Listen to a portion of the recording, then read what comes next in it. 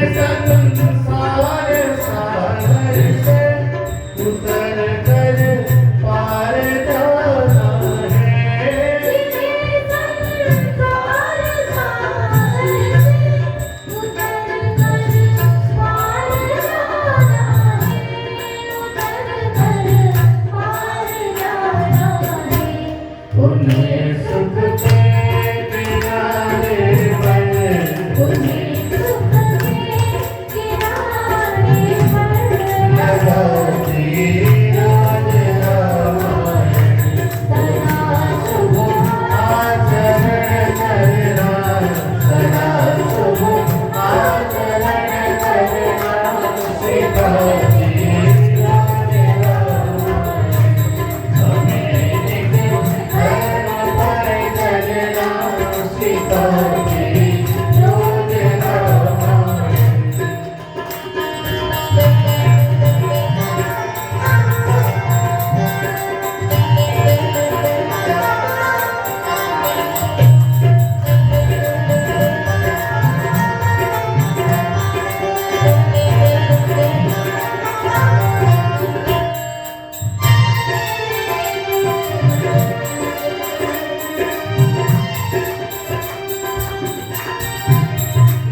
वहीं सभी विष्णु की झांकी, वहीं शंकर की है झांकी। कहीं सभी विष्णु की झांकी, कहीं शंकर की है झांकी। वहीं सभी विष्णु की झांकी, वहीं शंकर की है झांकी। वहीं शंकर की है झांकी। हृदय आनंद छूए कर हृदय आनंद छूए पर झुलाती रोज रामायण। हृदय आनंद छूए पर झुलाती रोज रामायण। हमें निज धर्म पर चलना सिखाती रोज रामायण। हमें निज धर्म पर चलना सिखाती रोज रामायण।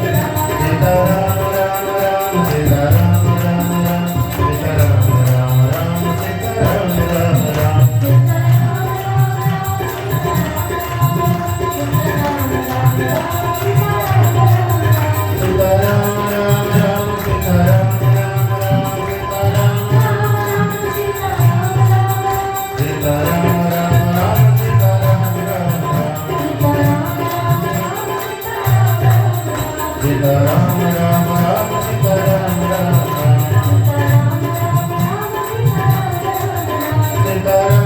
राम सीता राम सीता राम सीता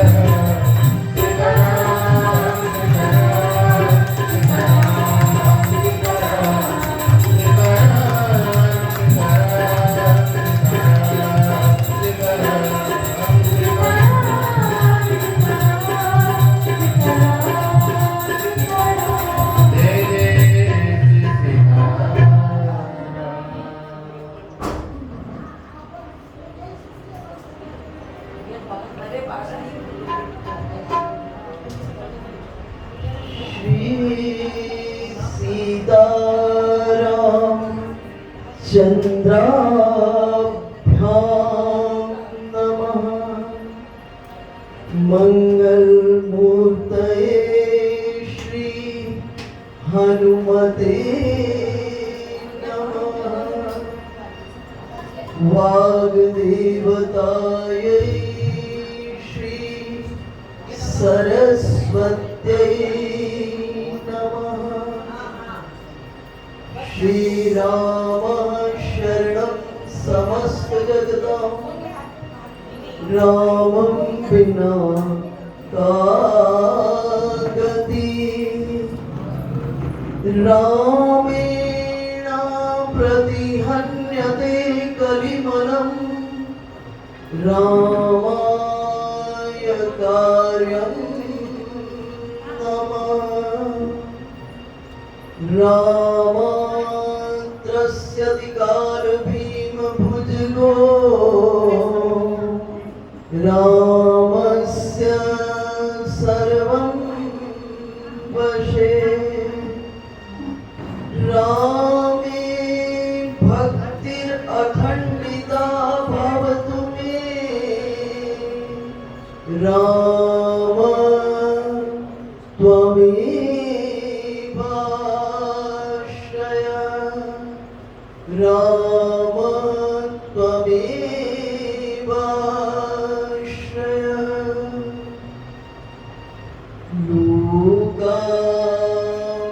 लोकाभिरामं रणरङ्गधीरं राजीवनेत्रं रघुवंशनाथं कारुण्यरूपं करुणाकरन्दं श्रीरामचन्द्रं शरणं प्रपद्ये श्रीरामचन्द्रं शरणं प्रपद्ये मनोजवं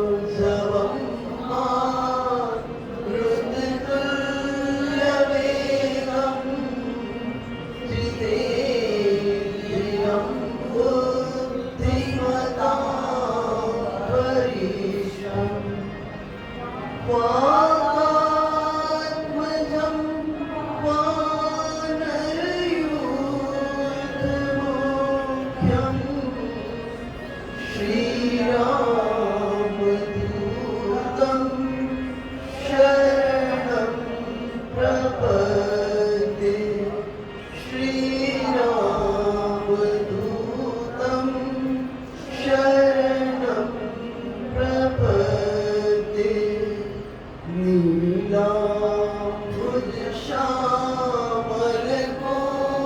नीलाम्बुजश्यामलकोमलाङ्गं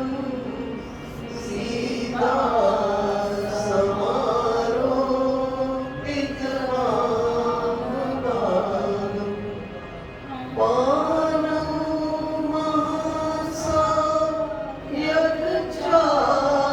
महासायकचारुचापं नमामि रामं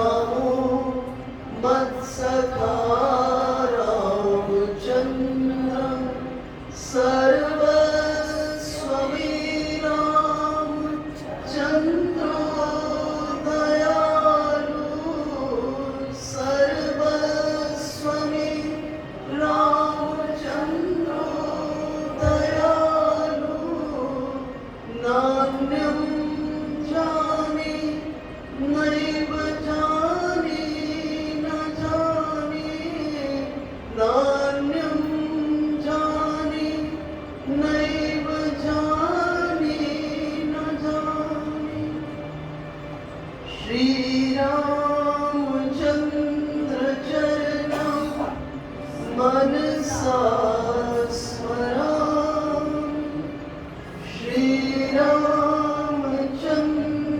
चरणं वचसा गृह्णामि श्रीरामचन्द्र चरणं शिरसा नमामि श्रीरामचन्द्र चरणं शरणं प्रपद्ये श्रीरामचन्द्र चरणं शरणं प्रपद्ये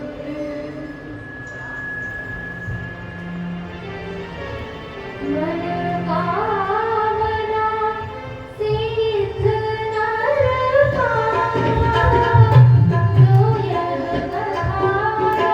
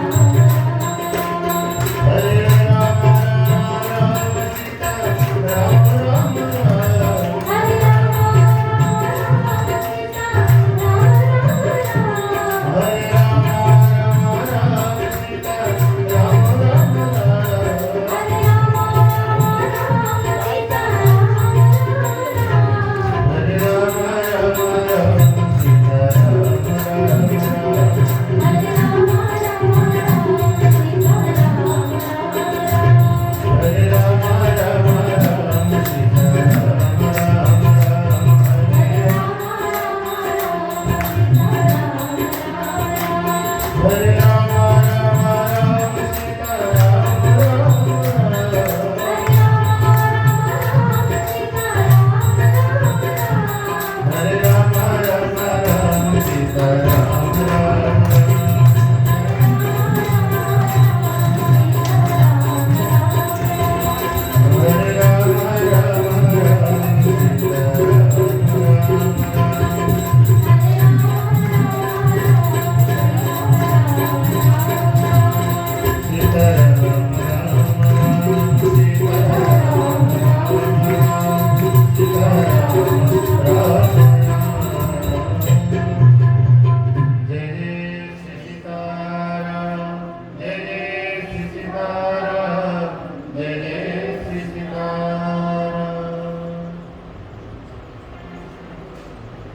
अखिल कोटि ब्रह्मांड नायक परात्पर ब्रह्म भक्तों के जीवन प्रार्थन भक्त वत्सल शरणागत वत्सल अकारण करुणा वरुणालय आनंद कंद सच्चिदानंद दशरथ नंदन राघवेंद्र सरकार की शरण में हम आप मानस के माध्यम से चले। अभी बहुत सुंदर आप श्रवण कर रहे थे, हमें निज धर्म पर चलना सिखाती रोज रामायण। निज धर्म, कल हम चर्चा कर रहे थे धर्म के अनेक अर्थों में से एक अर्थ की हमने चर्चा की थी कि धर्म का एक अर्थ है स्वभाव, और धर्म का एक अर्थ है कर्तव्य। धर्म का एक अर्थ है कर्तव्य। इसके स्वरूप को जानना बहुत जरूरी है। सबसे पहला, हमारा अपने प्रति क्या कर्तव्य है, क्योंकि जब तक अपने प्रति के कर्तव्य को नहीं जानोगे तब तक कर्तव्य धर्म का आप निर्वाहन कर ही ना पाओगे। परिवार के प्रति आपका क्या कर्तव्य है, एक पत्नी का पति के प्रति क्या धर्म है, एक पति का पत्नी के प्रति क्या धर्म है, एक माता पिता का अपने पुत्र के प्रति क्या धर्म है, एक पुत्र का अपने माता पिता के प्रति क्या धर्म है, समाज के प्रति हमारा क्या कर्तव्य है, क्या हमारा धर्म है।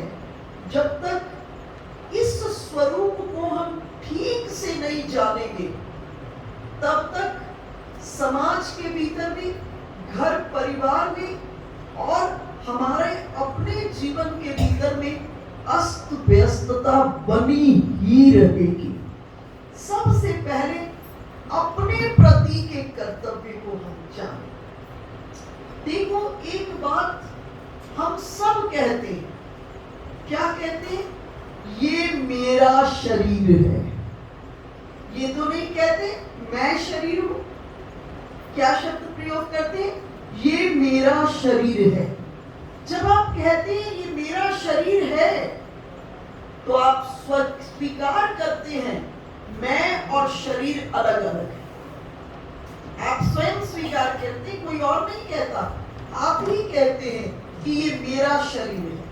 और जब ये आप कहते हैं कि ये मेरा शरीर है, तो आप स्वीकार करते हैं शरीर और मैं अलग अलग वस्तु है। उसके बाद आप ऐसा कहते हो, मेरा मन ऐसा कहता है। ये तो नहीं कहते मैं मन हूं, नहीं कहते। क्या कहते हो? मेरा मन ऐसा कहता है। उसी वक्त आप स्वीकार कर रहे हो मन और मैं अलग अलग वस्तु है। फिर आप कहते हो मेरी बुद्धि ऐसा कहती है। ये नहीं कहते हो मैं बुद्धि हूं, नहीं कहते। इसका मतलब स्वीकार कर रहे हैं बुद्धि और मैं अलग अलग वस्तु है। फिर आप कहते हो मेरी आत्मा ऐसा कहती है। स्वीकार कर रहे हो आत्मा और मैं अलग अलग वस्तु है। तो ये मैं कौन है?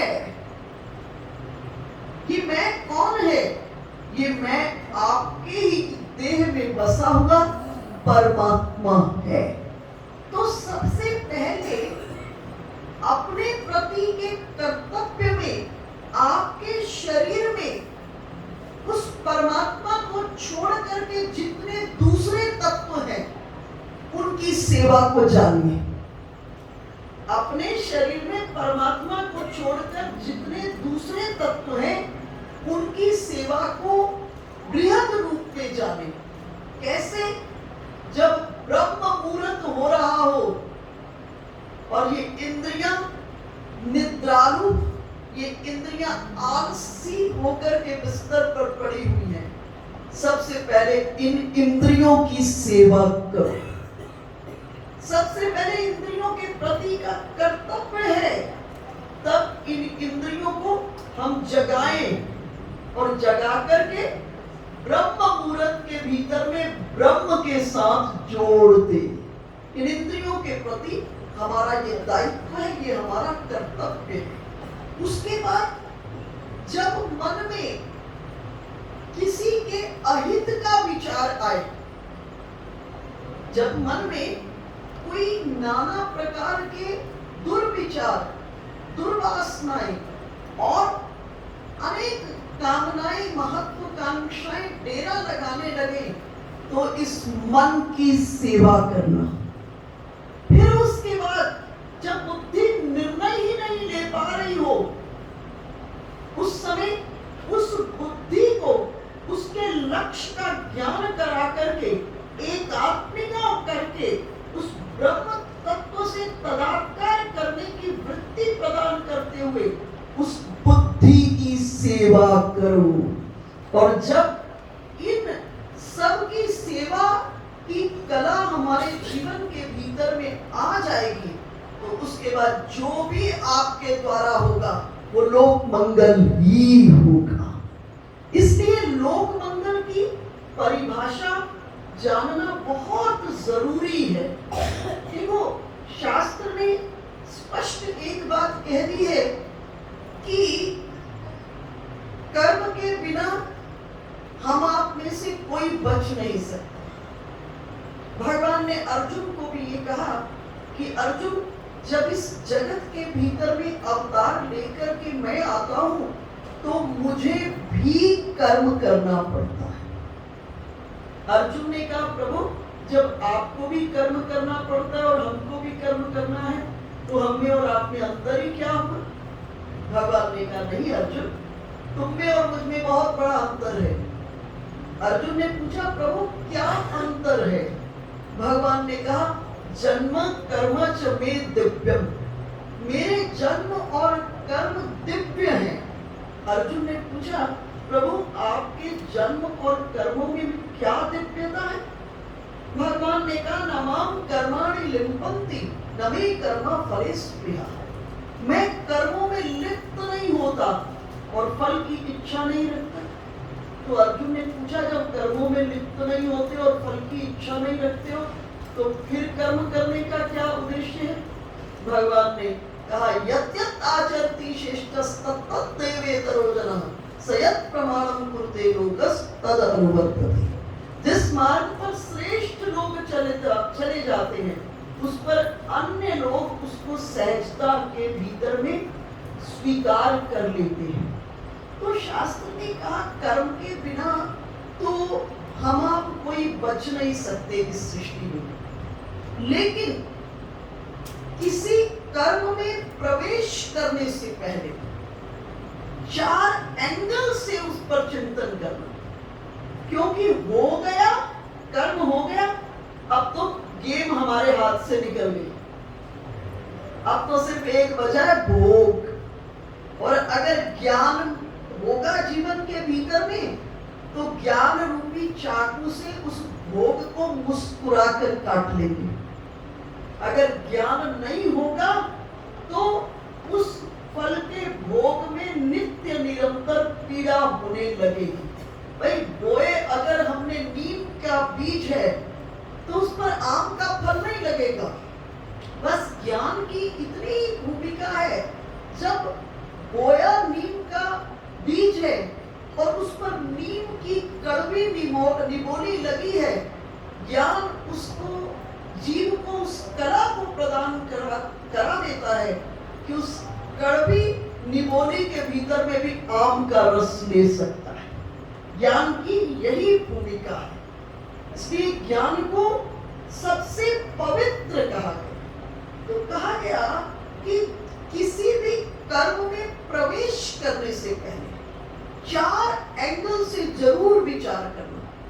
पहली बात, आपके द्वारा जो होने वाला है वो लोक मंगल के लिए होना चाहिए। लोक मंगल का ये अर्थ नहीं है कि हम मंदिर गए, गुरुद्वारा गए, वहां सेवा कर दी और हम सोचे हमने सेवा कर ली, लोक मंगल कर दी। वो सेवा का एक बहुत छोटा सा अंग है। वास्तव में सबसे बड़ी सेवा हमें अपनी इंद्रियों की करनी है, अपने मन की करनी है, अपनी बुद्धि की करनी है। जिस वक्त हमको हमारा कर्तव्य इनके प्रति होकर इनकी सेवा हमने ठीक से कर ली, तो हमारे द्वारा जो भी होगा वो लोक मंगल ही होगा, दूसरा कुछ हो ही नहीं सकता। उसके बाद दूसरी बात कही कि जिस कर्म में आप प्रवेश करने जा रहे हैं, उस कर्म को करने पर अंतःकरण की शुद्धि होनी चाहिए। कई बार ऐसा होता है कि हम कुछ कर तो लेते हैं, फिर पूरा जीवन उसके लिए हमारे जीवन में पश्चाताप होता है। भाई अब तो हो गया, अब तो हाथ में कुछ बचा ही नहीं। इसलिए शास्त्र ने कहा किसी कर्म में प्रवेश करने से पहले जरूर विचार करना कि आपके द्वारा होने वाला कर्म जो है उससे अंतःकरण की शुद्धि होनी चाहिए। तीसरी बात कही, उससे ईश्वर प्रसन्न होना चाहिए। देखो इतनी नटशेल में पूरा अध्यात्म समाधि, सिर्फ आप एक एंगल से सोचो ना, ठाकुर जी किसमें प्रसन्न होंगे, जीवन का सारा असद निकल जाए, जीवन की सारी नेगेटिव हमारे जीवन में जितना है एक क्षण में निकल जाएगा। सिर्फ इस बात पर चिंतन करना कि ईश्वर को क्या प्रिय है।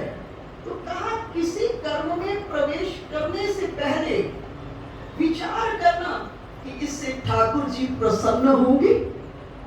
इसी एंगल से हमारा गृहस्थ भी सुधर जाएगा, हमारा ये लोक भी सुधर जाएगा, हमारा परलोक भी सुधर जाएगा। कोई बहुत ज्यादा कुछ करने जैसा नहीं है। और चौथी बात कही, जिस कर्म में प्रवेश करने जा रहे हो वो पूरा होना चाहिए। अर्थात कर्म को प्रारंभ करते हुए हम परमात्मा की शरण में जाएं कि प्रभु आपने कर्म की स्वतंत्रता मुझे प्रदान की है, और जिस कर्म में मैं प्रवेश करने जा रही हूं, मुझे शक्ति देना।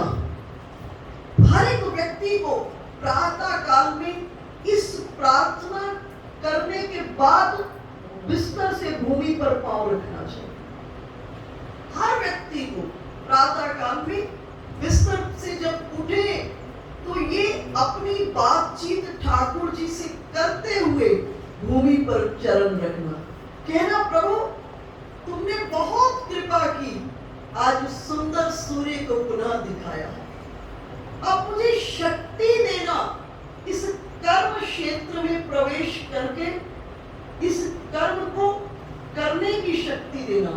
ठाकुर दिन भर मुझे संभाले रखना, और जब उस कर्म का फल प्राप्त हो तो मुझे विवेक देना कि मैं उस फल का विनियोग कहां करूं, उसको यूटिलाइज कहां पर करूं। सिर्फ इतनी सी 4 बातों का चिंतन करेंगे तो आप जीवन में जो कुछ भी करेंगे वो यज्ञ ही होगा।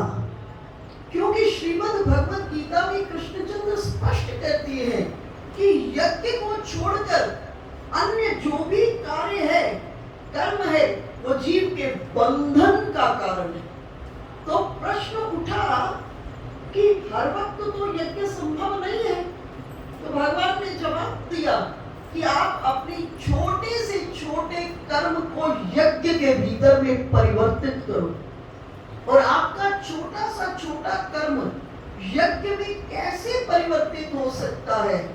तब परिवर्तित हो सकता है जब किसी कर्म में प्रवेश करने से पहले 4 एंगल्स पर मंथन करना, और मंथन करके उस परब्रह्म से जुड़ करके अपने को यंत्र मुक्त मानते हुए उस परब्रह्म से शक्ति को प्राप्त करके जगत को उस परब्रह्म का स्वरूप मानते हुए इस जगत के भीतर में रिसीवर होकर, मीडिएटर अपने को मानते हुए उससे रिसीव करके लोक मंगल के भीतर में समर्पित कर देना। आपके द्वारा होने वाला छोटे से छोटा कर्म भी यज्ञ ही होगा। आपको अलग से कुछ करने की जरूरत नहीं है। तो मैं चर्चा कर रही थी धर्म के अनेक अर्थों में से एक अर्थ की चर्चा कल हमने की थी, स्वभाव। और धर्म का दूसरा अर्थ क्या है? कर्तव्य। धर्म को केवल रोटी चावल और फूल पत्ते के भीतर में मत समेट देना। धर्म एक बहुत विस्तृत विषय है और उस विस्तृत विषय के भीतर में प्रवेश करोगे तो इहलोक सुखी परलोक सुखी, दोनों को सहज के भीतर में आनंदित कर दोगे। तो जब अपने प्रति के कर्तव्य को आप जान लोगे, उसके बाद आप अपने गृहस्थ में प्रवेश करोगे तो आपको कर्तव्य तत्व का बोध होगा, और कर्तव्य तत्व का बोध होगा तो आप अपने, कई लोगों को अक्सर मैं कहते हुए सुनती हूँ, हम तो उलझ गए घर में। अक्सर मैं लोगों को बहुत फंस गए, तो मैं उनसे यही प्रश्न करती हूँ, अरे भाई इस घर में तुम्हारा क्या है, मुझे ये बताओ। जब तुम फंस गए, तुम्हारा है क्या इस घर में? उस प्यारे का संसार, उसके इंस्ट्रूमेंट के रूप में आप हो, और प्यारे ने तुमको खेलने के लिए अपने ही तो खिलौने दिए। छोटे बच्चे को कभी देखा है? वो कितना जब खिलौनों से खेलता है कितना तन्मय होता है, और जैसे ही बड़ा होता है उन खिलौनों के प्रति की प्रीति सहज में छूट जाती है। इसी तरह से जगत में अनासक्त होकर, चैतन्य महाप्रभु का सबसे बड़ा सिद्धांत था, वो कहते थे अनासक्त होइए करिए विषय भंजन। अनासक्त होते हुए विषयों के का भोग करना। सनातन धर्म ने विषयों के भोग की मनाही नहीं की है। अगर विषयों के भोग की मनाही होती तो भगवान इतने सुंदर संसार को रचपच के ना बनाते। इसलिए सनातन धर्म ने विषयों के भोग की मनाही नहीं की है, लेकिन सनातन धर्म ने विषयों के चिंतन पर टोटल बैन लगा दिया है, टोटल प्रतिबंध लगा दिया है।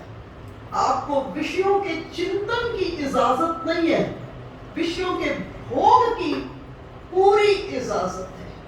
अर्थात आपको विषयों के का भोग करते हुए भी चिंतन किसका करना है? चिंतन पर ब्रह्म का करना है। इसको यूं समझिए, आप मुझे अपने घर बुलाएं सुंदर भोजन के लिए, मैं आपके घर आऊं और आप थाली सजा करके भोजन लाएं, खूब रच पच के आपने सुबह से लगकर भोजन बनाया, आप थाली सजा के लाए, और जैसे लाए और मैं आते ही आपके घर को उठा के ले जाओ, हम इसको नहीं खाते, कैसा लगेगा आपको? यकीनन अच्छा नहीं लगेगा। सोचोगे इतनी मेहनत से इतना रच-पच के हमने सुंदर प्रसाद बनाया, भोजन बनाया, और इन्होंने एक ही क्षण में कह दिया हम नहीं भोग करेंगे। इसी तरह से आप भोग नहीं करोगे तो परमात्मा को कैसा लगेगा? यकीनन अच्छा नहीं लगेगा। परमात्मा ने रच-पच के इतना सुंदर संसार बनाया। हमारे यहाँ तो अन्न को प्रथम ब्रह्म कहा है, अन्न रस है, और उसका स्वाद अगर जीवन के भीतर में नहीं आया तो आपने अन्न के माध्यम से ब्रह्म का आस्वादन नहीं किया। तो आवश्यकता किसकी है कि जब इस जगत के भीतर में, एक सूत्र में पूरी बात को समेट दूंगी, इस जगत में किसी सोर्स से आपको रस की प्राप्ति हो, वो संबंधियों के सोर्स से, वो धन के सोर्स से, वो प्रतिष्ठा के सोर्स से, किसी भी कारण आपको जीवन में रस की प्राप्ति हो तो उस रस में नहीं डूब जाना। जैसे ही उसके रस की बूंद जीभ में पड़े तो मन से उड़कर ठाकुर जी के चरणों में जाना, कहना प्रभु मुझ जैसे तुच्छ जीव के लिए रच-पच के इतना सुंदर रस बनाया, तो ये भोजन करना भी भजन हो जाएगा। भजन का अर्थ केवल माला जप नहीं है, भजन का अर्थ कोई बहुत बड़ा यज्ञ, बहुत बड़ी पूजा, बहुत बड़ी विधा नहीं है। भजन का सिर्फ इतना सा अर्थ है, वो विधि जिसके द्वारा तुम अपने आप को ईश्वर से जुड़ा हुआ अनुभव करते हो। आप अपने जीवन की समस्त क्रियाओं में चलो तो ठाकुर जी के संग, बैठो तो ठाकुर जी के संग, उठो तो ठाकुर जी के संग, गाओ तो ठाकुर जी के संग, नाचो तो ठाकुर जी के संग। अपने जीवन की छोटी से छोटी क्रिया में plus plus plus Thakur ji करना जान लो, जीवन ही भजनमय हो जाएगा। अलग से कुछ नहीं करना पड़ेगा। भरत लाल जी जब चले अवध से चित्रकूट की ओर, तो भरत लाल जी कैसे चले? भरत लाल जी जब रथ से नीचे उतर गए, माताओं के बहुत आग्रह करने पर, क्योंकि महाराज दशरथ के देहावसान के कारण पूरी की पूरी अयोध्या इतनी कमजोर कृषकाय हो चुकी थी। वशिष्ठ जी ने समझाया कि माताओं की हालत बहुत नाजुक है, इसलिए भरत जिद मत करो, ऐसा है आप रथ पर बैठो। भरत जी रथ पर बैठे, लेकिन चित्रकूट से पहले भरत जी रथ से नीचे उतर गए, और नीचे उतरे तो भरत लाल जी की गति कैसी थी? भरत लाल जी भूमि पर एक चरण रख के रा बोल देते, और दूसरा माँ, एक रा, दूसरा माँ, एक रा, दूसरा माँ। और जिसकी गति का आधार ही परमात्मा है, वो कैसे परब्रह्म तक नहीं पहुंचेगा? अब इतना छोटा सा काम तो हम आप भी कर सकते हैं। सिर्फ जरूरत किसकी है? होश की जरूरत है। हम इस जगत में बड़ी जल्दी बेहोश हो जाते हैं। अध्यात्म के जगत में ज्यादा कुछ करने जैसा नहीं है, करने वाले तो ठाकुर जी हैं, हम आपकी औकात ही क्या है? सब ठाकुर जी ही कर रहे हैं। तो आवश्यकता किसकी है? होश की। आवश्यकता किसकी है? सजगता की, प्रतिपल सजगता की। और भरत जी सजग हैं। उन्होंने सिर्फ अपने चलने के भीतर में राम का अनुभव कर लिया। इसलिए जब चित्रकूट में पहुंचे तो सबसे पहले श्री राम किससे मिले? भरत लाल जी से मिले। अर्थात हम अपने जीवन की छोटी से छोटी क्रिया में उस परमात्मा को जोड़ दे। जैसे ही जुड़ेंगे तो हमारे द्वारा जो भी होगा वो यज्ञ ही होगा। नारद जी से कल आपने नोटिस किया कथा में, सब कुछ क्रिया तो हो रही है, लेकिन गड़बड़ी क्या हो गई? जीवन में जो आया उसको भोग लगाना ही भूल गए। रस मिला, प्रशंसा का रस मिला, लेकिन नारद जी अगर इस वक्त उड़ करके प्रभु के चरणों में चले जाते तो इस रस से उनके जीवन के भीतर में और आनंद की वृद्धि होती। लेकिन नारद जी केंद्र से भ्रमित होकर, प्रशंसा की जब बारिश हुई तो किसकी सृष्टि हुई? मानस में गोस्वामी जी महाराज इसको बहुत सुंदर वर्णन करते हैं। कृषि निरावई चतुर किसाना, जीवी बुध बुध मोह मन, जीवी बुध, जैसे बुद्ध लोग मोह और मद को अपने जीवन के भीतर में छोड़ देते हैं। कृषि निरावई चतुर किसान। जब एक किसान खेती करता है तो उसे जो वस्तु की आवश्यकता होती है वो उसको बीज के रूप में जमीन में डालता है। जब उसको बीज के रूप में डालता है तो डालने के बाद फिर क्या करता है? उसको पानी देता है। जब पानी देता है तो जो वस्तु बीज के रूप में डाली होती है खेत में, वो फसल के रूप में प्राप्त होती है, पौधे के रूप में अंकुरित होती है, और पौधे के रूप में अंकुरित होकर के साथ में अनेकों छोटी छोटी घास निकल आती है। ठीक, तो अगर वो घास लगी रह जाएगी तो क्या हो जाएगा? घास लगी रहेगी तो फसल कमजोर हो जाएगी, फसल खराब हो जाएगी। चतुर किसान क्या करता है? एक खुरपी लेता है और खुरपी लेकर जितना खरपतवार है ना उसको निकाल लेता है। इसी तरह साधक अपने जीवन में कर्म भक्ति की खेती करता है, कर्म भक्ति और ज्ञान की खेती करता है। जब कर्म भक्ति और ज्ञान की खेती साधक करता है तो जगत के लोग प्रशंसा की बारिश करते हैं। जब जगत के लोग प्रशंसा की बारिश करते हैं तो मद मोह और मान जैसा खरपतवार निकल जाता है। उस समय साधक को भी खुरपी चाहिए। कौन सी खुरपी चाहिए? विवेक की खुरपी। विवेक की खुरपी से इस मद मोह और मान को निकाल करके फेंक दे। और अगर नहीं फेंकता है तो सारी की सारी साधना कपूर की डली की तरह से उड़ जाती है। इसलिए कृपा तो किसकी थी? भगवान शंकर की थी। लेकिन नारद जी केंद्र से दूर हो गए और केंद्र से दूर होते ही जो कामदेव का प्रभाव नहीं पड़ा नारद जी पर,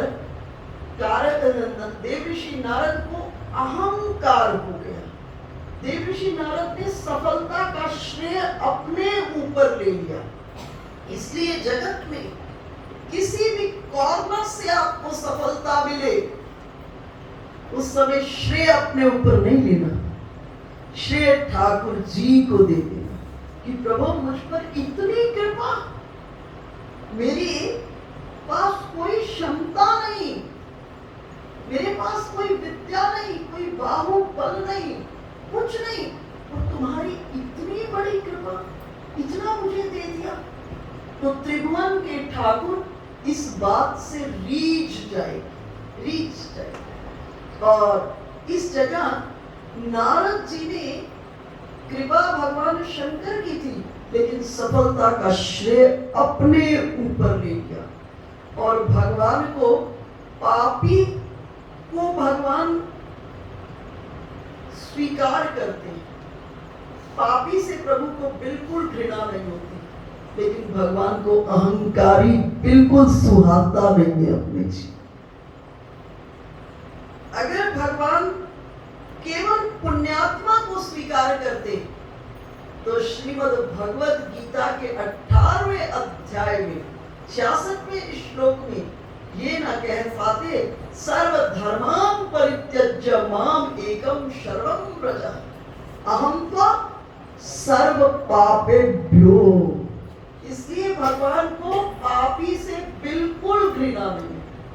वैसे बहुत ऊपर जाएंगे अध्यात्म में, पाप और पुण्य परमात्मा का विषय ही नहीं है। पाप और पुण्य परमात्मा का विषय नहीं है। पाप आप करेंगे तो आपको दुख होगा, आपको कष्ट होगा। पुण्य आप करेंगे आपको सुख होगा, आपका आनंद होगा। भगवान का तो दृष्टिकोण है कि जैसी मर्जी आपकी रस स्थिति है, जैसी मर्जी आपकी कई कर्मों के बाद, कई जन्मों के प्रारब्ध के बाद जैसी आपकी रस स्थिति है, उसमें अंतरंग में किससे जुड़े हैं। जैसी आपकी अनुकूल परिस्थिति है या प्रतिकूल परिस्थिति है, जैसी आपकी परिस्थिति है, उसमें अपने अंतरंग में किसके साथ जुड़े हुए हैं। आपने उस कथा को सुना होगा, सजना कसाई की। अगर हम आपको निर्णय लेना होता सजना कसाई के प्रति, तो हमारा निर्णय क्या होता? सोचो, हमारा निर्णय क्या होता सजना कसाई के प्रति? हम लोग तो उसकी दुकान के पास से ना गुजरते। इसलिए मैंने उस दिन आपसे चर्चा की थी, भक्ति की व्याख्या जब भी हो तो भगवान के दृष्टिकोण से मिलाकर देखिएगा, संसार के दृष्टिकोण से ना मिलाइएगा। अगर हम आपको निर्णय लेना होता सजना कसाई के प्रति, तो हमारा क्या निर्णय होता? हम लोग तो उसकी दुकान के पास से न गुजरते। लेकिन कृष्ण कह रहे सजना मेरा परम भक्त है। ये जो आज मांस बेचने का कार्य है ये निश्चित किसी पूर्व के प्रारब्ध के कारण है। हम सब प्रारब्ध के ताने बाने में बुने हुए हैं, कई जन्मों के हम हिसाब किताब हैं। तो ये मांस बेचने का जो कार्य उसको करना था वो कई जन्मों के प्रारब्ध के कारण था। लेकिन उस स्थिति में भी अंतरंग में किससे जुड़ा है? कृष्ण से जुड़ा हुआ है, ठाकुर जी से जुड़ा हुआ है। और जब ठाकुर जी से जुड़ा हुआ है तो भगवान क्या कह रहे हैं? सजना मेरा परम भक्त है। लोगों ने पूछा ठाकुर से, आजकल दिखाई नहीं देते हो, कहाँ रहते हो? भगवान ने कहा बड़ी मुश्किल में फंस गया। भक्तों ने पूछा क्या बात हो गई प्रभु? भगवान ने कहा एक मेरा परम भक्त है और काम उसका बड़ा भयंकर है। बोले परम भक्त है लेकिन काम है उसका मांस बेचने का। भक्तों ने पूछा कि फिर आप क्या करते हो? बोले प्रारब्ध के कारण काम तो है मांस बेचने का, लेकिन उसको मेरे नाम का व्यसन हो गया है। उसको मेरे नाम का व्यसन हो गया है। भक्तों ने पूछा फिर प्रभु आप क्या करते हो? भगवान ने कहा जब वो मांस बेच रहा होता है, जब ग्राहक को ज्यादा तोल के दे देता है क्योंकि उसको तो मेरे नाम का व्यसन हो गया, जब ज्यादा तोल के ग्राहक को दे देता है तो घर वाला पिटाई करता है, पैसा कम दिया घर वाले। और बोले जब ग्राहक को कम तोलता है तो ग्राहक मारता है। तो पूछे ठाकुर आप क्या करते हो? भगवान बोले मैं तो उसके तराजू पर बैठकर किलो से आधा किलो और आधा किलो से किलो करता है। अर्थात वो त्रिभुवन के ठाकुर हमारे बटकरे बनने को तैयार हो जाते हैं। तो मैं चर्चा कर रही थी भगवान को पापी से बिल्कुल भी घृणा नहीं है, लेकिन भगवान को अहंकारी बिल्कुल भी सुहाता नहीं है।